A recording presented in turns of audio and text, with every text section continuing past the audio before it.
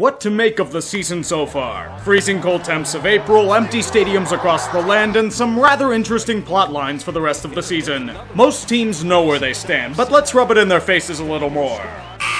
What was that I was hearing about you competing for the playoffs this year? I couldn't hear it over your entire season collapsing in on you. There are train wreck seasons, then there is what the Orioles are experiencing. How does the second worst record in baseball sound? How does your mega contract to Chris Davis turning into one of the biggest black holes in the financial sector look? How does shitting your pants and doing nothing about it feel? Welcome back to hell, Baltimore. We will enjoy your stay for another 12 years. So far, it appears you have staved off the Yankees. For now. Most parts are as advertised. The youth is charging ahead once again. Chris Sale is leading a strikeout parade as David Price can't stop playing fucking Fortnite in the background. Things are going so well for you that you give zero fucks as Hanley Ramirez joins the Panda in dead money for the organization. The genocide of player salaries is enough to rival some nations' GDPs. Such is life in the Dombrowski regime. You know, I was a giddy little schoolboy when the Yankees were struggling in April. I had a slight smirk on my face as they immediately turned on Giancarlo for turning into a strikeout machine. Alas, such joys are brief in the Empire. The Bronx Bombers have returned to being the elite juggernaut as was hyped in spring training. Well, when they aren't playing down to Baltimore. Adding to the arsenal are Miguel Andujar and Gleyber Torres, which is like adding ICBMs to a battle cruiser. It's only a matter of time until they openly execute Sonny Gray and Neil Walker in the streets and replace them with younger players. God help us all. Wait, so you guys aren't tanking? What the fucking hell? I could have sworn you were trying to tank with everything you were fucking doing. What's the Even in a noble enterprise such as this, you guys have failed. Unfortunately, you cannot tell your players to suck for an organizational objective. You can't tell Blake Snell to stop evolving into an ace that can carry a pitching staff. You can't ask your hitting core to not be a relatively competent bunch. The sad reality is that they're in the AL East, but there is promise for the future. Things aren't as bleak as thought in Rayland. Perhaps it'll be in time for that new stadium in Ybor City, too. That is, if they can get the government to pay for most of it. In what could be one of the more predictable tragic endings in baseball, the Blue Jays are experiencing the slow and agonizing death of their championship window. The sheer inconsistency of the squad in all facets of play can be seen on a daily basis. One moment they'll overachieve and look like playoff contenders. The next they will fade back into obscurity and the only thing their star closer is beating is his career. The team shuffles from the infirmary to the trade block in as much time as it takes the fan base to run for their lives. It's time to pick a side, Toronto. Blow it up. Bring on the youth movement. Hopefully Josh Donaldson has some value left. It's gonna be a great year. We're gonna make noise. We're gonna shock the world. The White Sox are gonna return to glory as... Nope! Just kidding. We're tanking. We suck. Ignore us, please. We'll see you next year, Southside. I'm not impressed. You're leading the AL Central, which is like winning the gold medal in the Special Olympics. At this rate, I'm just expecting you to be exposed like your bullpen has been and get bitch-slapped across the field in October. I'll be nice this time and say the Astros will do it. You're being carried by high-end talent. This sort of coasting doesn't end well for teams, regardless of how good they are. Just get it over with quickly. At the beginning of the year, it seemed as if the Tigers were stuck in the limbo of competing and rebuilding. They were near the top of the division, but then good old reality strikes in the form of Miguel Cabrera being out for the season. Ever since that moment, the Tanks have been rolling through Comerica Park with such speed that you would think it was the Gulf War. The free fall is on. It may have been a late start, but it's better than never. Jesus, Royals, I expected a slow and gradual decline, not a steep drop off a cliff. I know they let most of their better pieces go, but that's no excuse for the utter pile of slop I see disguised as a major league team. The hitting talent seems to have been left back in 2015, just like most of your big contracts. At this rate, you may as well liquidate whatever talent you have. You've gotten a head start so far, too. My friends, this isn't just tanking. This is fourth-dimensional tanking. It's gonna be a rough couple of years, Kansas City. Cling on to that World Series title as you fall into the abyss. The Twins are experiencing the frustrations of the small market. They have expectations into the season. They supplement their roster. They do everything they're supposed to, and it blows up in their face. Unfortunately, the name of the game is regression, and it hit Minnesota hard. Budding star Miguel Sano falls apart so badly that he's hammered down to single A. Byron Buxton went back to bust mode. Most of the supplements they've signed have turned into flaming piles of shit. In Minneapolis terms, this is what we call Wednesday. At least it's not a playoff loss to the Yankees this time. Ladies and gentlemen, welcome to the capital of the strikeout revolution. This train stops for nothing, not even the cries of the foes that it runs over in the process. A core of bona fide aces like newcomer Garrett Cole, a loaded hitting core led by the legendary Munchkin Jose Altuve, and more pieces on the way hope to turn this squad into a dynasty. You are our only hope in stopping the Yankee or Red Sox menace. We can't count on the Indians since they'll probably fail again. The fate of the free baseball world rests in your hands. Don't let us down. Ever hear of the quote, "Even the best laid plans of mice and men often go awry"? That is the Angels, a team that spent the past year bolstering the lineup to aid Mike Trout has, yes, proceeded to mostly rely on Mike Trout once again. Little did they know that going cheap on the pitching with ragtag parts like Jim Johnson would come back to haunt them. To be fair, their unicorn Shohei Ohtani's elbow was poached and is limiting him to hitting, but there was no plan B for them. There was only wasted Trout, and more injuries to the pitching core. Yes, Mike Scioscia is still made of Teflon. I must make an addendum to my comments in the season preview. You don't suck.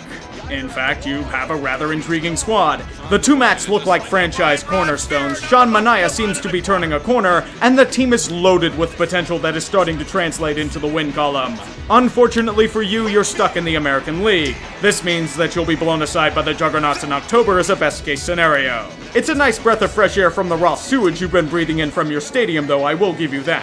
Keep building. Something special could happen, even if nobody shows up. I have no idea how to comprehend this. The Mariners aren't punching their fans in the dick.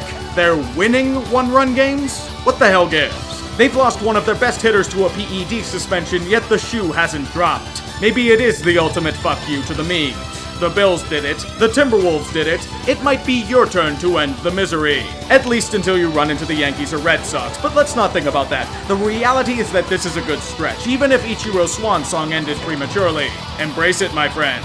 The pain of a second-half collapse comes quickly.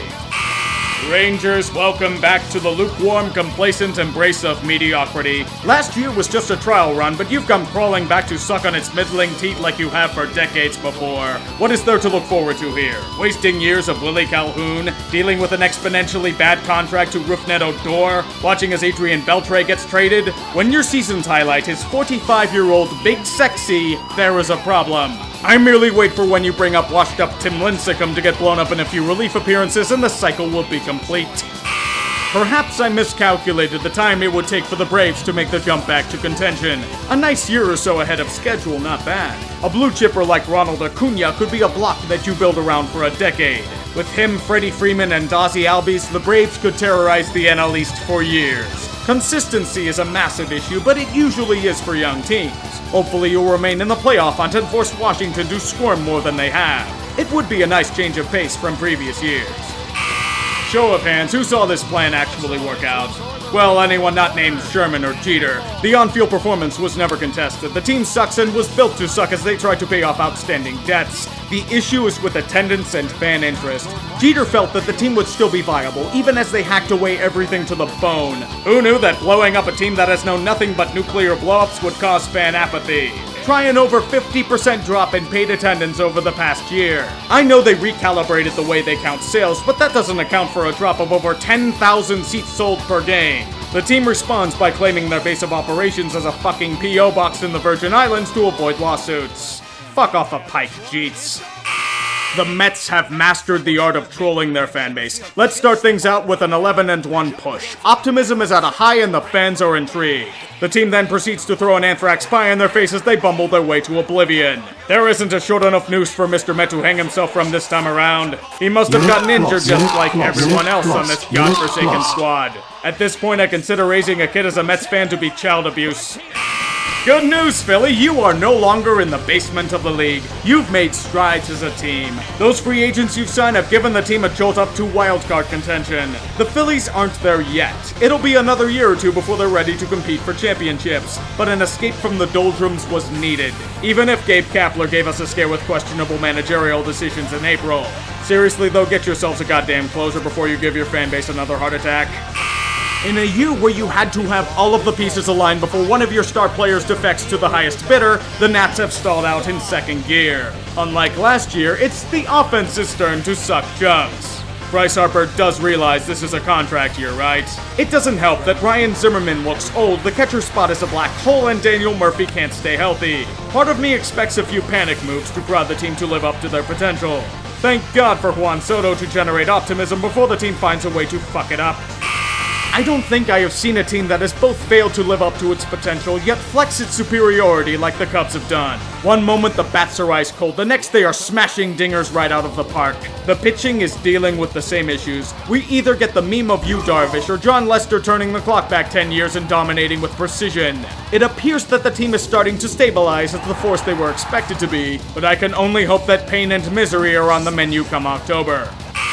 It started with one of the worst starts in franchise history. A 3-15 start where the tanks kept rolling on and Brian Price was told to hit the pine. Improvements needed to be made. In comes an interim manager, and since this catastrophe, they have been okay. The hitting core is strong, the pitching has become somewhat consistent, and the defense is fundamentally sound. The tanks are slowly being put away in Redland, at least until the end of the month when they become sellers at the deadline. I'd honestly take it if I were a Reds fan. The Brew Crew has taken the momentum they had gained over the past season and transformed it into yet another torrid start. Their offseason acquisitions of Lorenzo Cain and Christian Yelich have paid off in spades. Jesus Aguilar emerged from nowhere to mash the ball. Most surprising to me is the pitching not only maintaining form, but improving. Look at Josh Hader dominating foes with heat and movement. Look at Jeremy Jeffress locking down innings with a near 1 ERA. Well, that is until you collapse in the second half due to everyone overachieving. Perhaps it doesn't with the bolstered depth, but this league is silly with that stuff. To be honest, this is about where I expected these guys. Forgettable and treading water. I know you're going to lecture me about their 26-17 start, but they had a paper-soft schedule and are the epitome of inconsistency. As they get blown out by real teams, it gives us a picture of reality. This team is irrelevant. This team still believes that the league hasn't blown past them. This team is inept in nearly every aspect of being a baseball team. This opinion should be held until overly arrogant management is thrown on its ass as it should have been last fall. My only wish is that guys like Tyone, Bell, Marte, and Meadows are sent to real teams. It's done wonders for Garrett Cole. Shit or get the fuck off the pot. The Cardinals are finally running out of their magical pixie dust of bullshit. It's turned Jose Martinez into a legit hitter in his late 20s. It's made Miles Mikolas an ace pitcher, but all it's gotten them is a pile of forgettability. The offense is either laying a big fat donut or racking up double digits on the score sheet. Any hope you may have is slowly destroyed like Mike Matheny overusing his bullpen arms. Maybe they can get Marcell Ozuna to wake up on time or Dexter Fowler to wake up his bat. How about somebody tell Greg Holland this isn't Coors Field either? This is honestly a waste of a nice starting pitching core, and to the misfortune of the rest of the NL Central, the Cards finally sacked Matheny and his enabling staff. I look forward to you hovering around 500 for the rest of the year. Arrogant pricks. Oh, Diamondbacks, when will you get off the roller coaster? April 1st comes and you are going higher and higher in the win column. Everything is clicking brilliantly. And then May hits and the team collapses all the way down again. But here comes June and they're going up yet again. Will you please give us an indication of what you truly are? Will that bullpen keep up their pace and Clay Buchholz of all people replace Skywalker? Hopefully so. Such is the life of a team at Coors Field. You invest tens of millions of dollars in the bullpen to strengthen the walls. But alas, this is Denver and all of those walls are hollow and easily cracked. This is also relevant for John Gray, the alleged ace of the future that falls apart to that Rocky Mountain goodness. Welcome back to the Crossroads, Rockies. Do you sell off at the deadline and focus on the youth? Or do you add on with more pitching armaments that will have to marinate in a humidor before they pitch? The Rockies are a machine and it feeds off of the ambition of pitchers everywhere.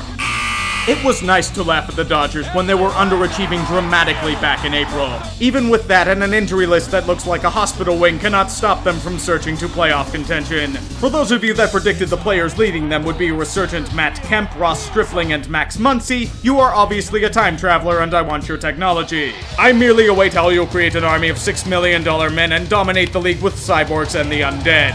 And Clayton Kershaw. Oh, you exist? I'm supposed to be surprised that you're once again the forgotten element of the NL West? It's time for San Diego's favorite game of playing second fiddle to an LA franchise. For as well-intentioned as the team is, they simply can't keep up. Eric Hosmer has been rather pedestrian, which isn't a good start to his mega deal. The farm system is still strong, but the first wave hasn't exactly impressed. There is still time as this is another rebuilding year, but you're going to have to show us something soon. You are San Diego's only hope. The only thing worse would be fucking off to LA like everyone else. Acquiring all of those old men and former stars has been enough to get you back into the mosh pit of playoff contention, albeit clinging on to the edges before falling deep into a wasteland of failure. It appears on analysis that half of the old men are still performing and the other half have checked into the retirement home. Guess that's what you get when roughly half of your team are former Pirates. Will it be enough to recoup the even-year magic and gain a wildcard berth? Perhaps if your team can keep their plastic hips in order. And if Hunter Strickland stops being an idiot.